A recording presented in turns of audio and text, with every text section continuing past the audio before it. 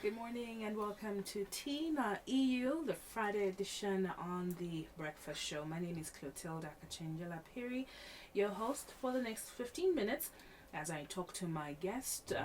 This is Miss Ruth Ciandi, nutrition specialist with Unicef. It's good to have you on the program this morning. Thank you very much. Good morning to you and to the listeners. Indeed, let's have tea together. And of course, today we continue to look at the SAN project and why it is hard to tackle malnutrition in a country like Zambia. So I know that in the previous program you did address what the SAN project is all about. Maybe just bring us up to speed for those of us that may have missed what the concept is behind this project. Okay, thank you very much. The SAN 2 program is Scaling Up Nutrition, is aimed at addressing one type of malnutrition, which is called stunting, height for age, which is about 35% in our country. So the program is a national program, which they call the 1,000 most critical days, because it looks at the period from pregnancy up to when the child is 2 years. So we have a package of interventions that various partners and players are contributing in about 42 districts to scale up so that we can see a reduction. And specifically related to the EU support, this is being tackled in 17 districts, which is co-funded with a few other partners and cooperating partners who are also interested in helping us reduce malnutrition. So the UN, with UNICEF in the lead, is helping administer and support the program, working with the National Food and Nutrition Commission and some 6 key line ministries. So it's really aimed at making sure we reduce stunting by trying to scale up the interventions that will help us reduce. All right. In case you're wondering who we're talking to this morning, we're talking to Madam Ruth Ciandi, nutrition specialist with the UNICEF. She has worked in the nutrition sector in Zambia for 20 years and worked in government and USAID projects before joining the UN. She is, of course, part of the SAN project and has been managing this with collaboration from the UNICEF, and this is a project that is funded by the EU and other donors. We'll continue for the next 15 minutes to look at the SAN project, what it is, and of course some various other aspects that are part of this project. Now we're looking at issues of malnutrition and how this is linked to mothers, young mothers in particular. Maybe you can explain to us what the link is between the two. Okay, and specifically the malnutrition, I'll keep on maybe keeping us focused on stunting because there are various other types. So what we have learned and what we know to date is that the nutrition of the mother, even whether she's old or a young one, but unfortunately in Zambia we have many young mothers with so many teenage pregnancies. If they are not well nourished, a child, those who are born low birth weight, and even if they are not low birth weight, we found that a child is stunted even before 6 months, and we know that that's mostly coming with what happened during pregnancy. So the nutrition of the mother is very key if you're going to have a child born being well nourished. So it's so critical. It affects how the child develops in the womb, and that is so critical. And one thing to note is that why we are so keen on stunting is that the consequences, it's not that the child will just be, let's say, low for their height for age. It also has effects on the brain development. So when we're talking about a nation that wants to develop, it is so critical that we reduce these levels. Otherwise, they affect, when you look at the long-term effects, even the growth of the economy, how they perform academically. So it is not a small issue, but it is a real issue if we want to help the young mothers become better mothers and their children come out better.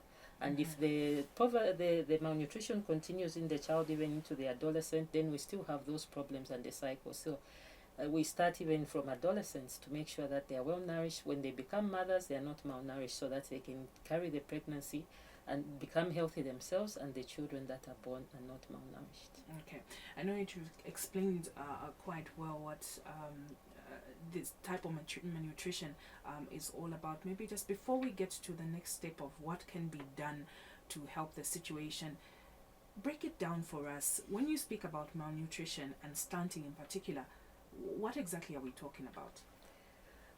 Well, in most cases, specifically when we assess, it's a low height for age. Okay. And I know people talk about genetics and these other things. Let's say, regardless of your height, you have not reached your potential because the nutrients you were taking did not make you enhance and reach the potential that you have. So then you have consequences, some linked to health and some also on how you develop as a person. And unfortunately, in the first 2 years, if some of it is not corrected, you can't correct it afterwards, especially if the child is left in the same environment. So whilst the brain is developing very fast other than stimulation, if you haven't corrected it, it's so sad for this child that you have before you. So it is so important that we make sure that this child develops very well. Let's now talk about interventions to deal with this issue. One of them being education. Why is it important that we begin to educate mothers and community members on such issues? It's very important because we know the consequences, and we need first of all to start from the basics of the mothers, the children, the fathers and the family to know what can they do. There are things that government can do, but there are things that the households, the family members can do to help both the mother and the child. So we have to break it down to them. In the health area, what are the things they can do on nutrition? In the last program I cited simple things like having a child practice exclusive breastfeeding. It is a practice. Of course, if she's a working mother, there are challenges with maternity leave and protection, but there are ways that the health center can help. They can even express breast milk, but for those who are working not necessarily in a formal environment, they can carry their babies. Those are simple interventions. The pregnant women, they should take their iron and folate. When the child is born and after 6 months, they make sure that the child has a healthy meal. And in most cases, when we think about the porridge for the baby, we think of milk and some of these things which may be expensive. Even pounding anything that they have in the home to try and meet the nutrient needs, they can do in the home. Even kapenta can be added to the porridge of the baby. So this is the type of education we need to do, including other interventions, because to address stunting, there are many factors that contribute. Even practices that we've known for a long time, like washing hands, you'll be surprised that we still are not doing them. So we want to reduce on the infections, especially linked to diarrhea, so that the child doesn't lose nutrients and become malnourished. So there are things that they have to do in the home. We educate them. And unfortunately, the knowledge that we have, there's a gap between knowledge and practice. So you can ask, if everybody knows we should wash hands, and especially when you're preparing food for the baby, you wash the utensils so that you address the hygiene issues. But you find that it's not being done. So then you ask, why is there a gap? Is it that they don't have water? Maybe. Is it that there is no soap? Maybe. But sometimes it's just moving from knowledge to changing our attitudes to actually doing it. So the education is at various levels to first create awareness. The other one is also to change the attitude to move to practice. I think these are the critical issues. Now, for one to be able to address a problem, they should be able to identify it first. So at what point would mothers know that my child is stunted, for example? Where do these issues get identified? Within the health sector, they do provide what we call anthropometrics or measurements, where the health workers with the nutritionists, they are able to take for a child who's below 2 years, we call it length, and above 2 years, we call it height. So they are able to take the measurements and be able to counsel the mothers.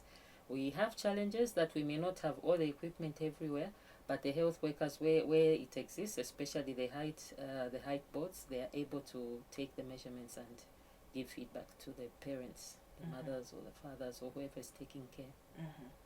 I know some people might say that there's a link between malnutrition and poverty, and poverty is not something that you can deal with in a day. It's a long-term issue. How can it be adequately addressed, knowing that we have this challenge of poverty? And of course, it's a challenge in our country. We have poverty, so it is a problem because usually it affects the food and nutrition security of the households. So it means they may have limited access to a diverse diet, which we promote. But one of the things, for lack of a better term, I can say we can do we can do more for less. Meaning, some of the things that don't need money, we do. Even for wherever you are, I gave an example, like if you have a 20 kwacha, what do you buy in that 20 kwacha for that child? Do you buy a banana and a sweet potato, or do you buy a fizzy drink and some of these foodstuffs that children eat? Those simple things, even for children below 2 years, make a big difference between a child being well nourished or undernourished. Of course, government will have other interventions that may help to reduce poverty, but I think it's within that environment that the person is, unless it's really extreme poverty or there's like a disaster like floods or whatever where they can't find foods. Yes, definitely those will need some help and relief food. But even where they are, they have to see how best can we make best of the resources that we have, diversifying the diet. Like I said, what is within the home, how do you process it better? Even sweet potatoes, you can cook them in several different ways that a baby can actually be able to enjoy it. Even pumpkins or different things. So there are various ways that we can help the people have better access to food and to better nutrition. Right. This is the Teen EU radio program on the Friday edition of the Breakfast Show. My guest this morning is nutrition specialist Ms. Ruth Ciandi, who is giving us more information on issues of malnutrition and nutrition within the country with focus on the SUN project. We'll take a quick break. Do stay with us.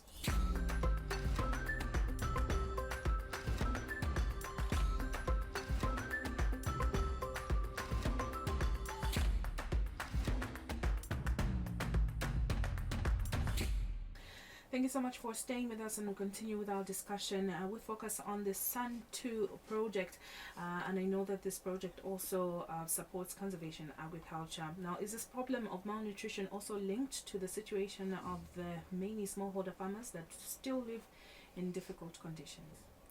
Yes, to some extent, and in the SUN 2 program, like I said in the opening, we have our colleagues from Food and Agriculture Organization and World Food Program who actually work with the agriculture sector. So smallholder farmers are actually affected, especially if they are also falling within the poverty line, below the poverty line. So it is a challenge. But one thing that the project is doing is trying to help them how to do things a bit better. If they've produced things, how can we do a bit of better value addition, the processing, so that we can make use of the foods that they have. And agriculture does two things: it improves the food security, it also increases your income. So either way, you can finally have a better access to food and access to better nutrition.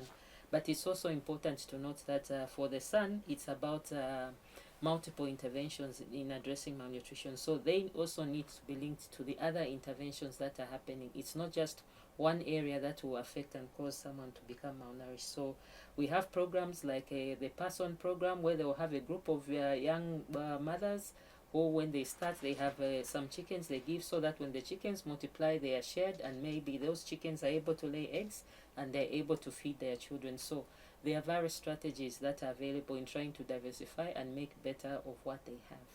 Is it possible to end malnutrition? It is possible to reduce, and when you compare globally, our colleagues in the developed world, they don't have the same levels of malnutrition, and it's significantly different, and we are able to reduce it. We cannot eliminate, in the sense that there will be those for other medical reasons or other causes that may end up, but we should not have the levels that we have, which are actually a public health problem. So we can reduce if we scale up, and we actually provide what is needed in terms of the interventions, and then the people at the household level have the various interventions, the package, and they are able to practice. We can be able to significantly reduce, and we have seen it in other countries where over 10 years or so they've been able to reduce the stunting levels very significantly. So it can be done to reduce. All right. As we come to the close of this segment for this particular edition of the Breakfast Show, I know that mothers play a key role in issues of nutrition in a home. What would be your message to the young mothers out there? Oh, the key message to the young mothers is they should look for as much information on nutrition as possible. Where they are, especially in the SUN project, they'll be able to find this information even at community level, because we have what they call ward nutrition coordinating committees that work with the various line ministries at community level, providing information. So they should also look at what can they do, like I've been talking in the earlier, or responding to the earlier questions. What can they do as individuals? Where can they access the interventions? And how else can they maybe do things together, even as groups, to be able to help the situation where they are in. So it's about the practices and having access to information that will help them do better. So let them practice what they can, and the interventions for reducing stunting are not so complex. They can do most of them, unless of course there are challenges beyond their control. Of course. Indeed, I'd like to say thank you so much for making an appearance on this segment of Tea na EU. Well, thank you very much. I've been talking to Ms. Ruth Ciandi, a nutrition specialist with Unicef. She has worked in the nutrition sector in Zambia for 20 years, and of course she's just been furnishing us with information on tackling malnutrition in the country with focus on the SUN project. This is where we come to the close of this edition of Tea na European Union. My name is Clotilda Kachenjala Piri. Thank you so much for listening.